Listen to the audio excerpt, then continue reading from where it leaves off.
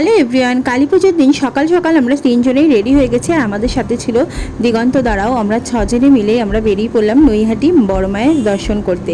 আর তোজো আমার দেখো মাঝখানে বসে ও একদম মানে ঘুমিয়ে পড়েছে, আর আমার এত মানে ধরতে অসুবিধা হচ্ছে।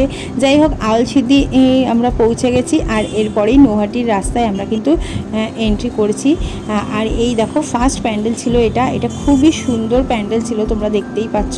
আর এত ছোট জায়গার মধ্যে যে রাস্তার পাশে এত সুন্দর এত বড় প্যান্ডেল হয়, সত্যি মানে না দেখলে বিশ্বাস করা যায় না। আর সামনে যেরকম দেখছো সুন্দর, আর ভেতরটা গিয়ে আমার চোখ সত্যি মানে এত সুন্দর অপূর্ব, মনে হচ্ছে যে আমি একটা প্যালেসে ঢুকে পড়েছি। যাই হোক, পুরো প্যালেসের মতনই তোমরা দেখতেই পাচ্ছ। আর সামনে থেকে দেখলে সত্যি তোমরা ভিডিওটা অত বোঝা যাচ্ছে না, কিন্তু সামনে দেখলে বুঝতে পারতে। আর তারপরে এই যে সামনে প্রচুর সিকিউরিটি, পরে জানতে পারলাম কেন, কারণ এই যে মূর্তিগুলো দেখতে পাচ্ছ মায়ের গা থেকে শুরু করে একটা ইঁদুর ঘোড়া সববার গায়ে সোনা দিয়ে মোড়ানো একদম।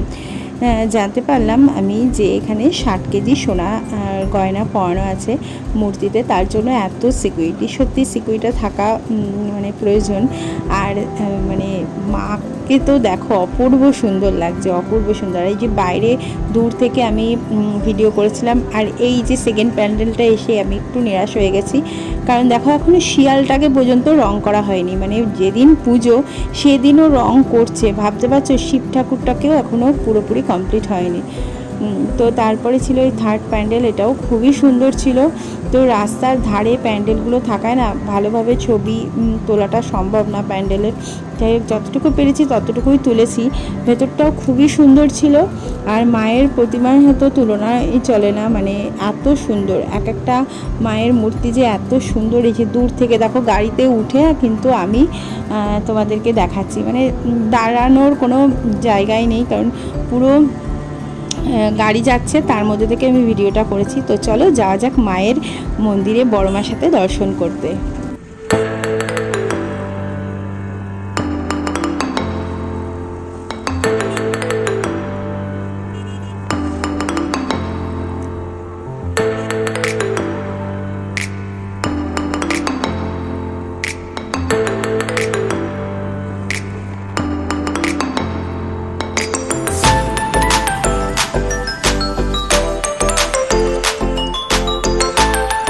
চলে এলাম আমরা বড় মায়ের কাছে। দেখো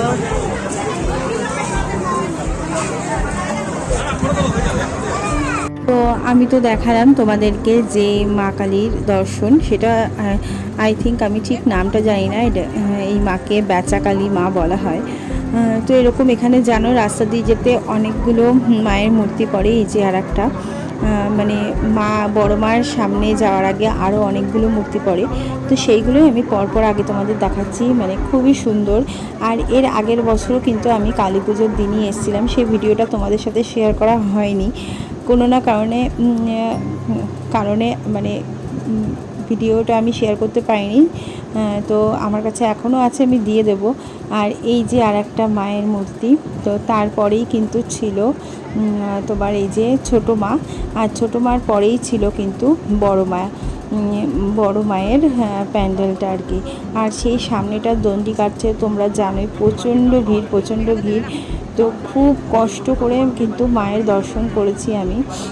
তো খুব ভিড় ছিল, আর তখন মানে ভিডিও করতেই পারছিলাম না। দেখতে পাচ্ছ সামনে কতটা ভিড় মায়ের মূর্তির ওখানে। আর এখন আমরা কিন্তু পৌঁছে গেছিলাম প্রায় 8টা-9টার দিকে, এখন প্রায় 9টা বাজে। আর খুব খিদে পেয়ে গেছিলো, আমরা সবাই মিলে দেখো একটা ছোটো একটা রেস্টুরেন্টে চলে এলাম। আর এখানেই আমরা একটু লুচি আর ছোলার ডাল নিয়ে নিয়েছিলাম। আমাদের খুব খিদে পেয়ে গেছিলো, আর বাচ্চাগুলো ছিল সবারই খিদে পেয়েছে। আর খাওয়া দাওয়া সেরে আমরা কিন্তু এই যে গঙ্গার ঘাটের দিকে এসেছি, কারণ আমরা বাচ্চাদের নিয়ে এসেছি, ওদের খুব ইচ্ছা ছিল লঞ্চে ওঠার। তো দণ্ডিটা দেখতে পাচ্ছ, প্রচুর লোকে দণ্ডি কাটছে। তো এই আগের বার এই ঘাট থেকে উঠেছিলাম, বাট এবার নতুন ঘাট করেছে। দেখো এটা হচ্ছে নতুন ঘাট। তো এখান থেকে আমরা টিকিট কেটে নিয়ে আমরা কিন্তু লঞ্চে করে আমরা এবার চুঁচুড়ার দিকে যাব।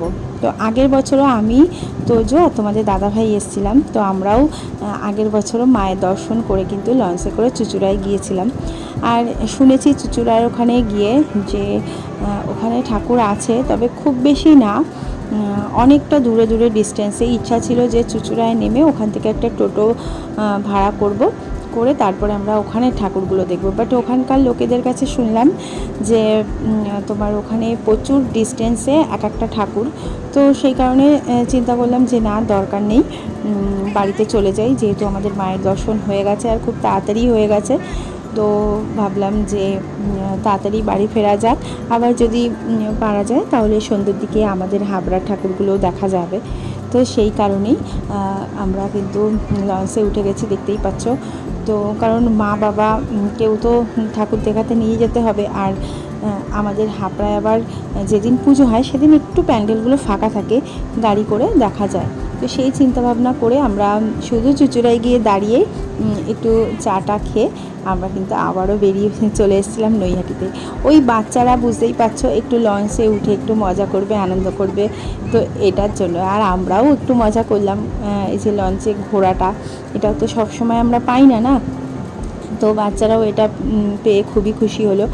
আর তোজো তো খুব আনন্দ, দেখো তোজোর বাবার কাছে বসেছিল, আর ও আমার কাছে চলে এসছে, কারণ আমি বসিনি সিটে, আমি এক পাশে রেলিংয়ে দাঁড়িয়েছিলাম দেখবো বলে। ও আমার কাছে চলে এসেছে। দেখো কতটা সুন্দর লাগছে গঙ্গাটা। আর আজকে না মানে সত্যি লঞ্চে এত ভিড় ছিল, তো স্বাভাবিক মানে চুঁচুড়া থেকে সবাই লঞ্চ ধরে তোমার নৈহাটি আসছিল বড় মা দর্শনে। তো প্রচুর ভিড় ছিল, আবার এদিক থেকেও এপাশে যাচ্ছে, তো অনেকটাই ভিড় ছিল।